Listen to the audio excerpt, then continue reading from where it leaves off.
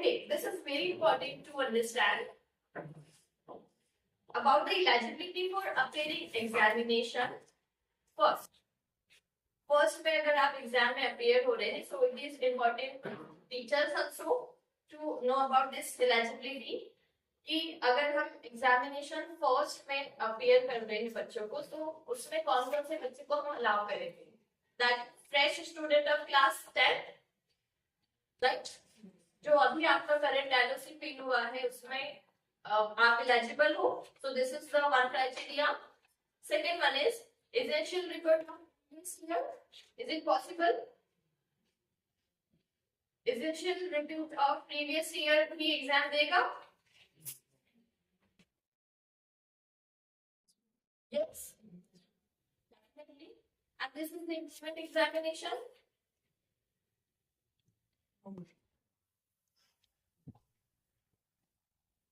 And this is about the eligibility for appearing first examination की fresh student of class 10 appear हो सकता है exam में.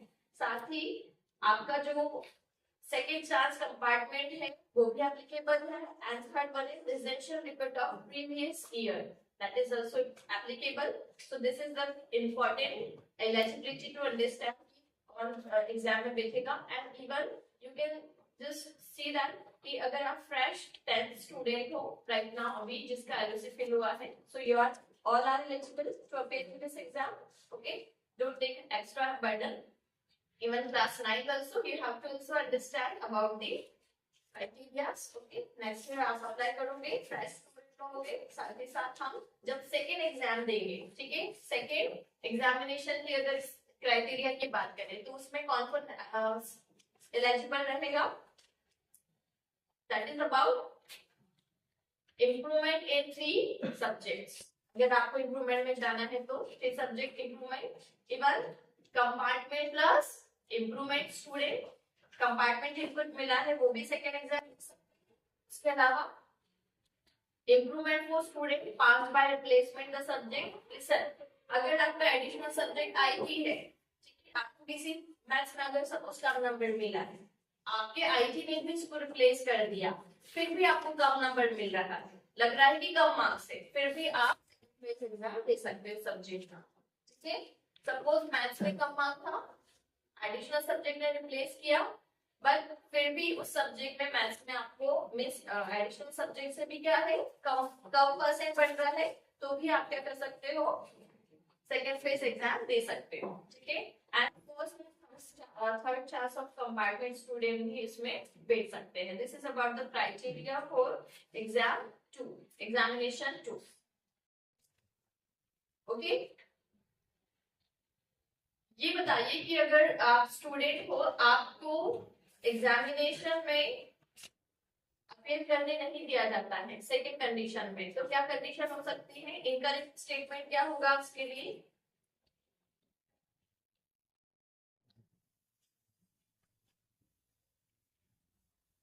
If a student won't be allowed to appear in exam, that second exam, which statement is incorrect?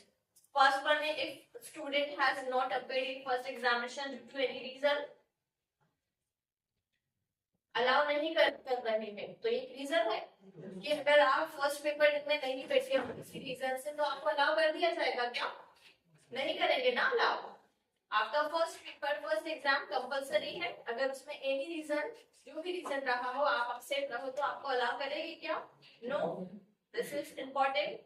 If a student has not appeared in 3 or more subject the first examination because of any reason, again 3 से ज्यादा subject में absent थे आप first paper में, आपको allow करेगी, second paper में no. Student placed in ER category in the first exam, अगर फर्स्ट एग्जाम में ही ER कैटेगरी में अगर स्टूडेंट आ गया है तो उसको अलाउ करेगी, सेकंड फेज में नहीं करेगी, क्योंकि उसका रिजल्ट ऑलरेडी क्या आ गया है, एसेंशियल रिपीट. उसके मल्टीपल सब्जेक्ट्स में उसको क्या मिल गया, फिर मार्क्स बहुत कम आया. ठीक है, वो स्टूडेंट कंपार्टमेंट में भी नहीं आ पाया है. So due to that reason ER वाले स्टूडेंट एसेंशियल रिपीट वाले स्टूडेंट सेकंड एग्जाम में नहीं बैठ सकते. ठीक है, क्लियर हो गया? Student is placed in compartment in the first examination. अगर सपोज फर्स्ट एग्जाम में स्टूडेंट कंपार्टमेंट में है तो उसको हम अलाउ करेंगे? यस, ठीक है, that is important criteria.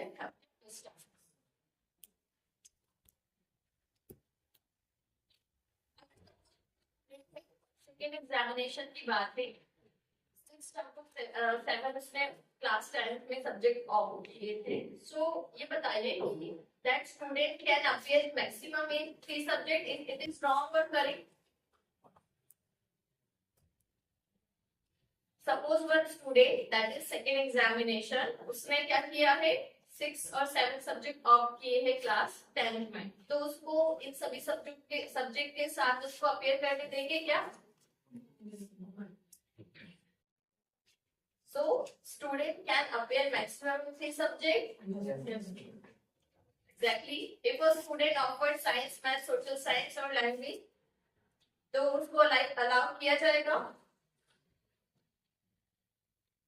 Yes, ma'am. Yes, ठीक है, that is about the subject of science, math, social science and language. लेकिन बात ये है कि उसने 6 सब्जेक्ट ऑफ किए थे या 7, ठीक है, that is not the matter. Criteria is same for in each condition. कि सेकेंड फेज में उसको कब अलाउ किया जाएगा? जब उसको 3 सब्जेक्ट्स में इम्प्रूवमेंट लेना है, ठीक है, और उसके अलावा सब्जेक्ट क्या होना चाहिए? साइंस, मैथ, सोशल साइंस, ठीक है, एंड 2 लैंग्वेज, हिंदी, इंग्लिश, ठीक है।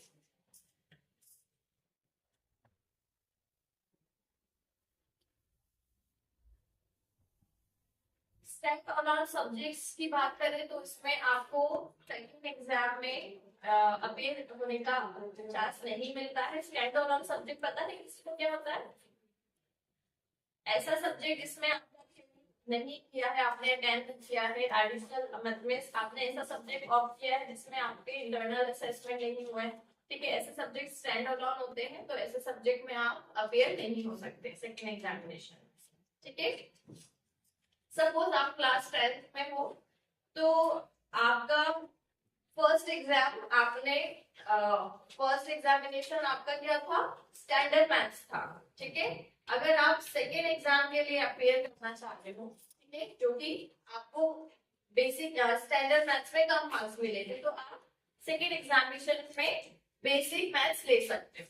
This is the criteria. It is flexible structure कि अगर आपने अभी भी सभी का बेसिक है अपने यहाँ पर अराउंड, तो अगर आपका सपोज स्टैंडर्ड होता है, जो 9th क्लास के स्टूडेंट, अगर आप 10th में स्टैंडर्ड मैथ्स लोगे और अगर आपका सपोज फर्स्ट एग्जामिनेशन में कम मार्क्स मिला है, तो आप क्या कर सकते हो? सेकेंड एग्जाम में इम्प्रूवमेंट के लिए आप बेसिक मैथ्स ले सकते हो। इंटरनल जो स्टैंडर्ड बेसिक का फ्लक्चुएशन है ये कंसीडर हुआ है, ठीक है। इवन आप कहोगे कि मैम अगर suppose you are interested to appear for improvement exam, तो क्या सिलेबस सेम होगा? सिलेबस क्या सिलेबस रिड्यूस हो जाएगा? So the condition is the syllabus will be same. उतना ही सिलेबस होगा, ना उसमें ऐड होगा ना उसमें डिलीट होगा। क्लियर हो गया सभी को?